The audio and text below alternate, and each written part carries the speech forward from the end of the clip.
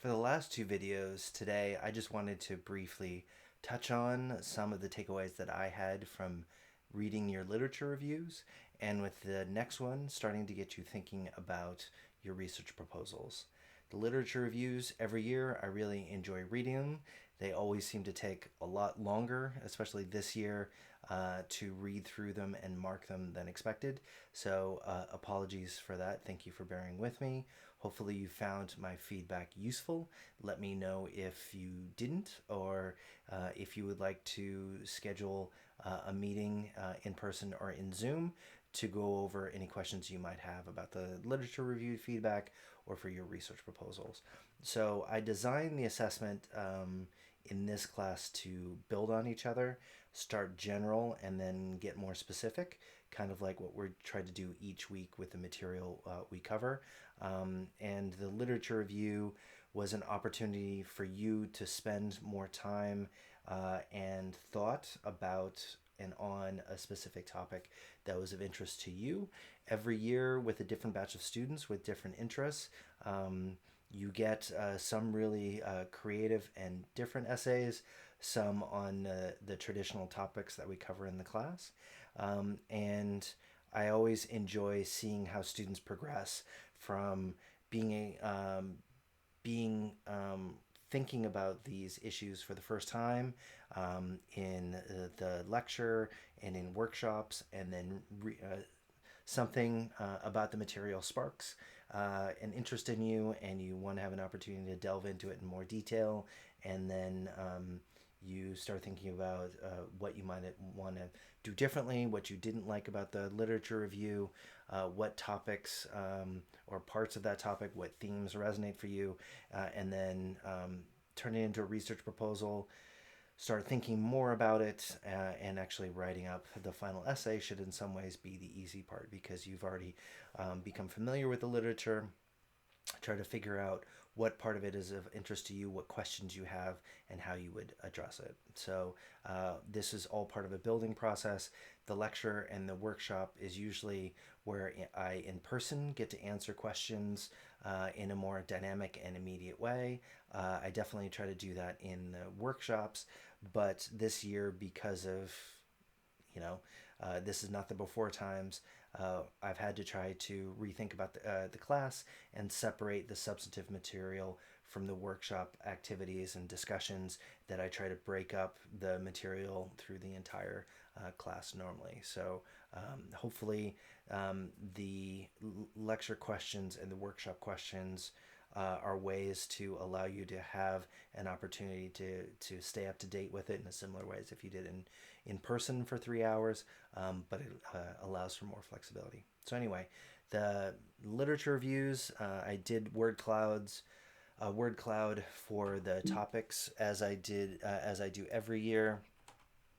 Oh, wrong way. And so you see conflict and climate change loom large.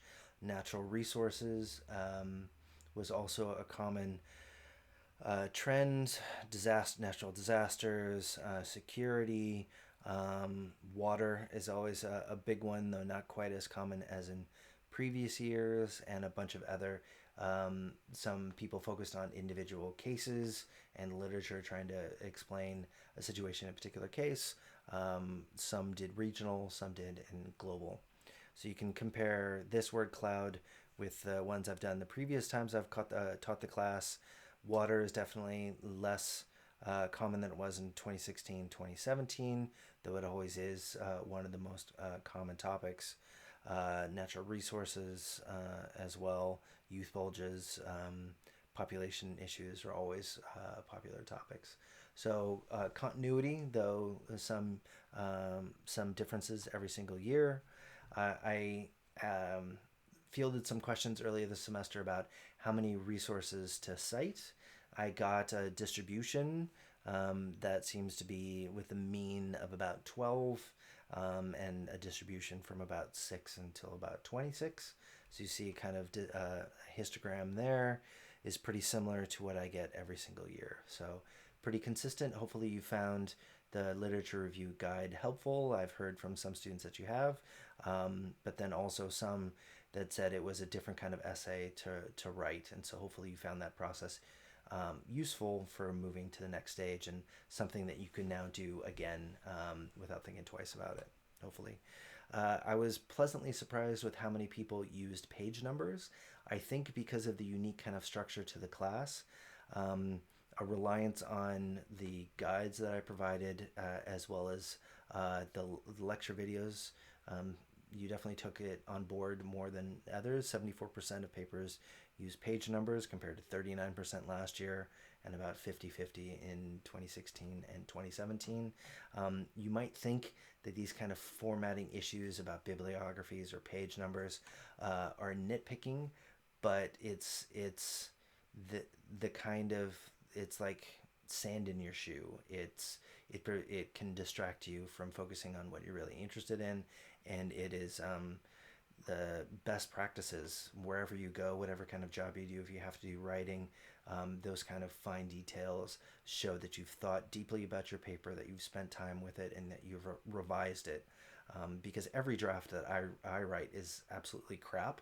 The first kind of drafts that I write, and so for me, when I was an undergrad, I would be lying if I said I didn't do any last night cramming sessions and trying to study for exams or writing essays.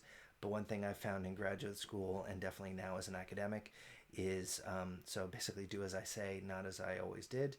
That the revising the process, the first draft, you can't think that that's the end. It's getting something on the page, and then you get to look at it, put it away for a little bit, come back and look at it, see what you like, see what you didn't.